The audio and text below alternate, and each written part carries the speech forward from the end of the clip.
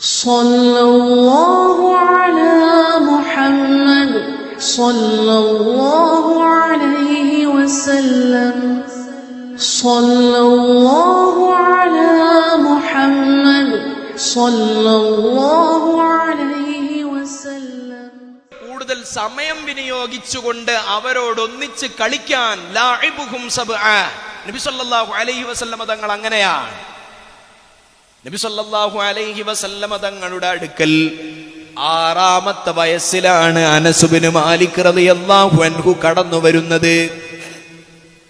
നബി സല്ലല്ലാഹു അലൈഹി വസല്ലം തങ്ങളുടെ ഖാദിമായി 10 കൊല്ലത്തോളം തങ്ങളുടെ കൂടെ നിന്നവരാണ്. അനസ് റളിയല്ലാഹു അൻഹു ഒരു അനുഭവം പറയുന്നുണ്ട്.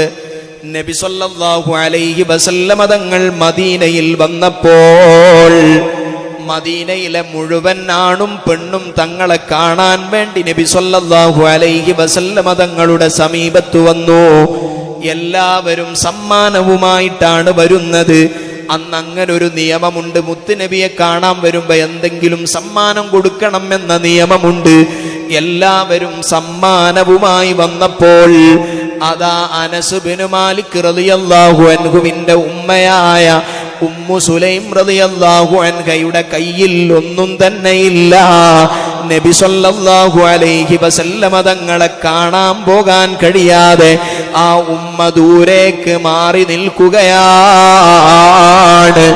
മനസ്സ് മുഴുവൻ മുത്തുനബിയെ കാണണമെന്നാണ്. കാരണം മദീനയിൽ വരുന്ന നേതാവിനെ കുറിച്ച് കേട്ടുകേൾവിയുണ്ട്. എല്ലാവരും കാണാൻ പോകുമ്പോൾ എൻ്റെ അടുത്ത് സമ്പത്തില്ലാത്തത് കൊണ്ട് ഹബീബായ മുത്തുനബിയെ കാണാൻ പറ്റില്ലല്ലോ എന്ന സങ്കടത്തിൽ ഇങ്ങനെ മദീനയുടെ തെരുവിൽ കഴിയുന്നു. ഉമ്മു സുലൈം എന്ന ഉമൈസ റളിയല്ലാഹു അൻഹാ അവസാനം നിക്കപ്പുറുതിയില്ലാതെ അവിടുത്തെ ആകെയുള്ള സമ്പത്തായ 6 വയസ്സ് പ്രായമുള്ള അനസ് മോന്റെ കയ്യും പിടിച്ചിട്ട് ഇലാ ഹദ്റത്തി റസൂലില്ലാഹ് നബി സല്ലല്ലാഹു അലൈഹി വസല്ലം തങ്ങളുടെ സന്നിധിയിലേക്ക് ചെല്ലുകയാണ്. തങ്ങളുടെ മുന്നിലേക്ക് ഈ മകനെ വെച്ചു നീട്ടിയിട്ട് ആ ഉമ്മ പറയുന്നു, തങ്ങളെ അങ്ങേ കാണാൻ മദീനയിലെ മുഴുവൻ ആണും പെണ്ണും ഇതുവരെ വന്നു. എനിക്കിവിടെ വരാനുള്ള സമ്പത്തിന്റെ കയ്യിലില്ല. എനിക്ക് അങ്ങേക്ക് സമർപ്പിക്കാനുള്ള സമ്മാനമില്ല. വലം മജിദ് ഇന്ദി ഗൈറ ബിനി ഹാദാ.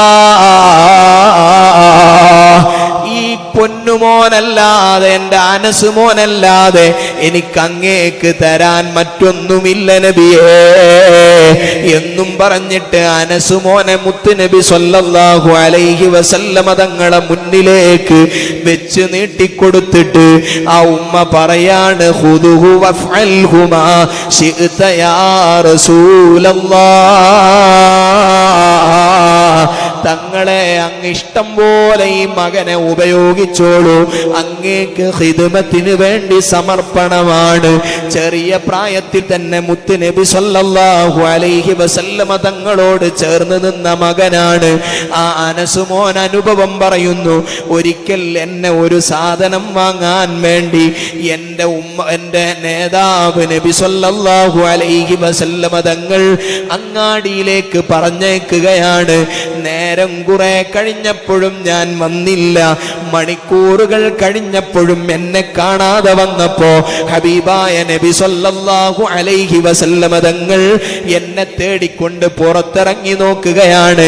അപ്പോഴാണ് ഞാൻ കുട്ടികളോടൊന്നിച്ചിങ്ങനെ കളിച്ചുകൊണ്ടിരിക്കുകയാണ്.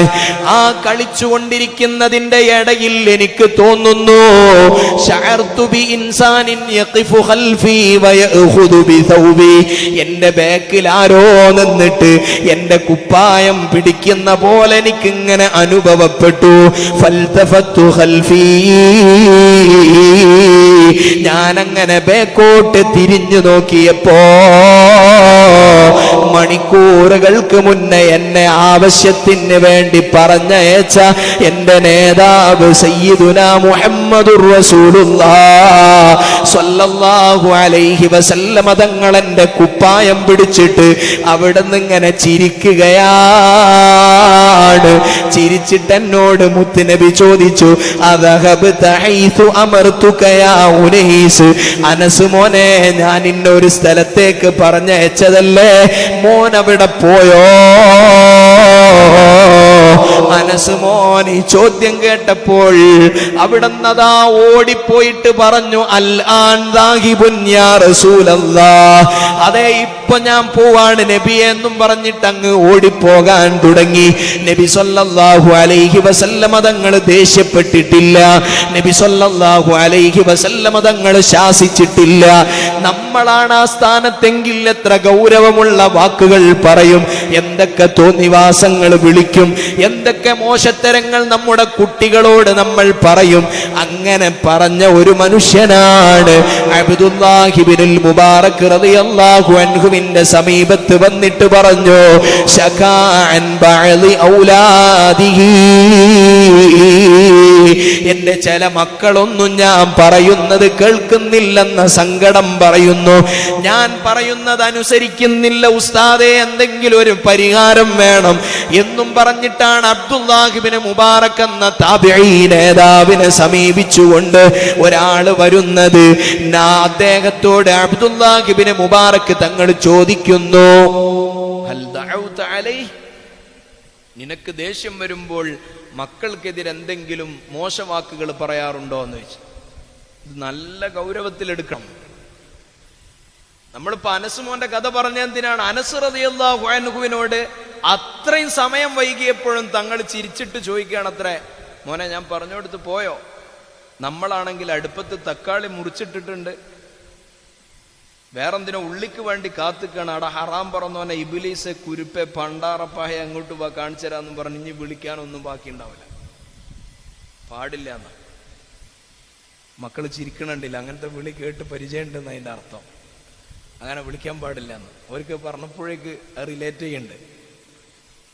ചിലരെന്ത് ചെയ്യും, ചില വാക്കുകൾ ശാപം ഞാനോട് പോയി കിട്ടിയാൽ മതി, ഇതിനെക്കൊണ്ട് കുടുങ്ങി എടങ്ങേറായി എന്ന് പറയും ചിലര്. ഇത് കൂടുതൽ കേൾക്കുന്ന ഒരു സംഗതിയാണ്. ഈ കുട്ടിനെ കൊണ്ട് ഞാൻ തോറ്റുപോയി, നമ്മളോട് തന്നെ പറയും ഇവനെ കൊണ്ട് ഞങ്ങൾ സ്വീപ്പായി പോയി എന്ന് പറയും. ചിലന്മാർ അതിന്റെ ഗൗരവം ശ്രദ്ധിക്കൂല, പറയരുത്. നമ്മളെ ദേഷ്യം നമ്മളെ മക്കളെ കൊണ്ട് എടങ്ങേറാകാനുള്ള ഒരു വഴിയാകരുത്. അബ്ദുല്ലാഹി ഇബ്നുൽ മുബാറക് റളിയല്ലാഹു അൻഹു അയാളോട് ചോദിച്ചു, നീ അങ്ങനെ പറയാറുണ്ടോ എന്ന് ചോദിച്ചു, മക്കൾക്കെതിരെ അങ്ങനെ പറയാറുണ്ടോ?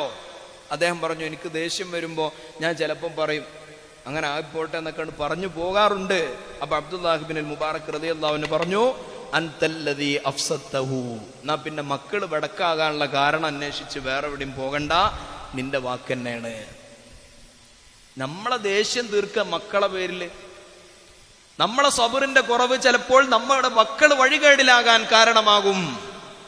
അതുകൊണ്ട് ചെറിയ പ്രായത്തിൽ തന്നെ മക്കളോടുള്ള വാത്സല്യം